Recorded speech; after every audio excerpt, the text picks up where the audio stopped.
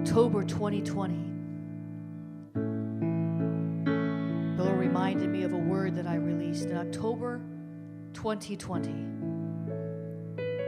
A rumble will ripple through Asia.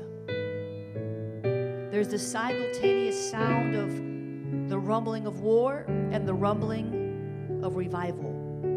The praying church will determine what manifests in the earth in this hour.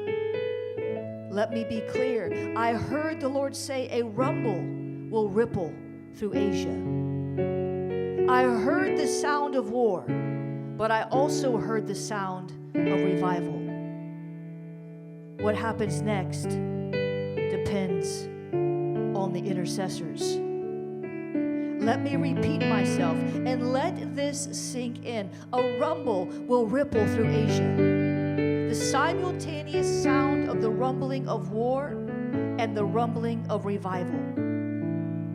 A flow, a wave, something that spreads, something that stirs, a surge, a swell, a rush, a billow.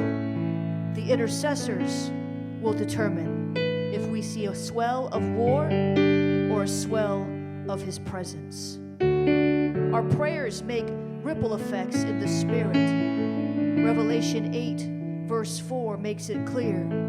And the smoke of the incense with the prayers of the holy ones billowed up before God from the hand of the angel.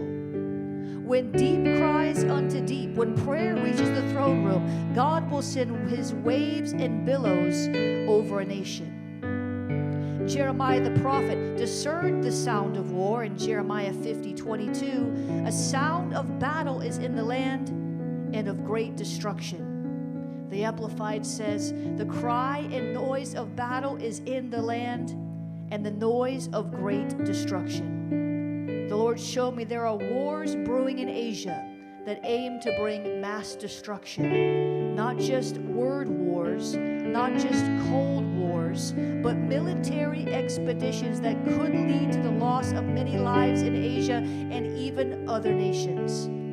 I first saw this in a vision when I was in Taiwan in 2019. This is well beyond the current conflict in Armenia and Azerbaijan in the time that I wrote this. And while the enemy is trying to accelerate end times agendas, the Lord's will is revival in Asia.